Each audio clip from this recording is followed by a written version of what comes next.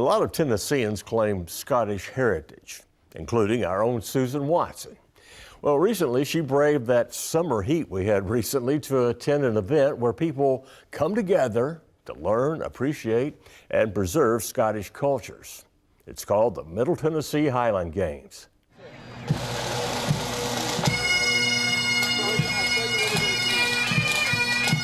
The unmistakable and iconic sound of Scottish bagpipes fills the air and stirs the senses. And if you hadn't already guessed, the Highland Games are as much a celebration of culture as they are a sporting event. For many in attendance, the Middle Tennessee Highland Games are like one big family reunion. One of the reasons Highland Games are so popular in the Southeast and all over the United States is that you have a lot of immigrants that were Scot, Irish, and they carried a lot of these traditions with them. The clan gatherings were an event so people could get together. It was a time of social interaction and stuff. So as they came from all over the glens and came together. So it's no different here. It's a time for us to be together and celebrate our heritage and welcome people into new family connections. The president of this year's games, Andy Ward, has some simple but sage advice for visitors. Bring suntan lotion, bring your walking shoes, and come prepared just to enjoy all that's here. You can marvel at the agility of young lads and lasses as they deftly perform intricate dances that are centuries old. Or tap your feet to the stringed melodies of young musicians forming a Celtic wall of sound. There's also a marketplace where you just may find the perfect scarf or kilt and then quench your thirst and grab a bite to eat. One thing you'll find at the games here that you won't find in Scotland are the clan tents. It's a place for American McDougalls, McDuffs, Gordons, and Stewarts to connect and celebrate their shared family name and history. Strolling along the tents, I spot my maiden name on a long list under the umbrella of Clan Mackay and stop in with a few questions for Lord John Morrison Allen. So I noticed my maiden name out there. So does that mean I'm part of your clan? That is correct. You are definitely part of our clan. Scottish people just use that as a broad term for the family. Clan Mackay is one of the most northern clans in Scotland.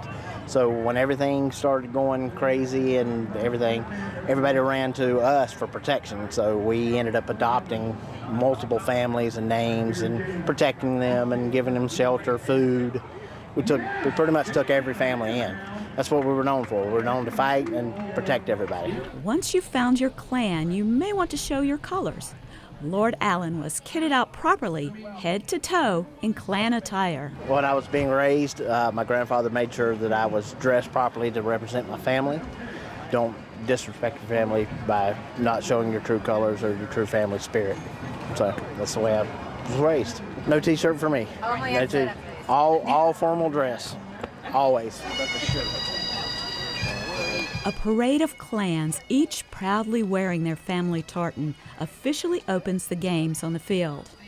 These contests of strength and stamina have been taking place for hundreds of years, having evolved from competitions to find the best warriors in the land. Well, today's contestants all have day jobs, but they are definitely warriors. Perhaps the most iconic event is the caber toss. It's a test of balance, control, technique, and sheer strength. The aim is to toss the caber end over end and have it land directly in front of the athlete in a 12 o'clock position. Now, while height and distance may look impressive, it's the position the caber falls in that dictates the winner.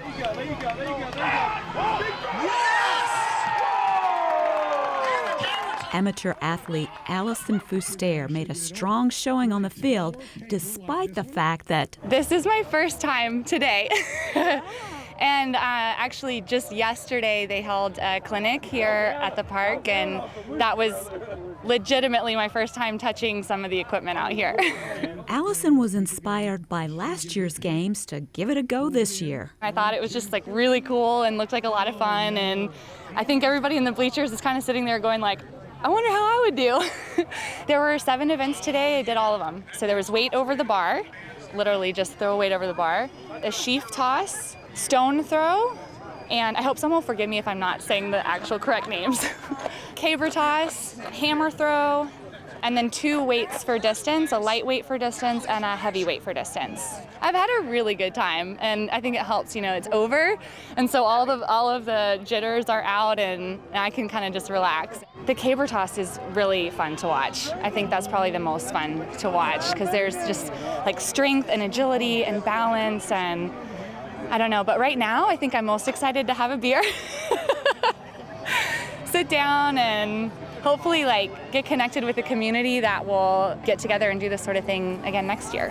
Whether, like Allison, you try your luck on the field, or like most, cheer from the sidelines, have a wee bit of Scottish DNA or none at all, you'll still most certainly feel part of the clan and enjoy the gathering.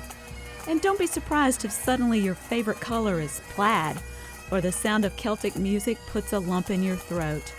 Getting connected and having a fun day out with family is what the Middle Tennessee Highland Games is all about. We have so many people, when they leave, they're smiling, they've had a good day. They've made a family connection, and that's good. So that's what we're hoping for.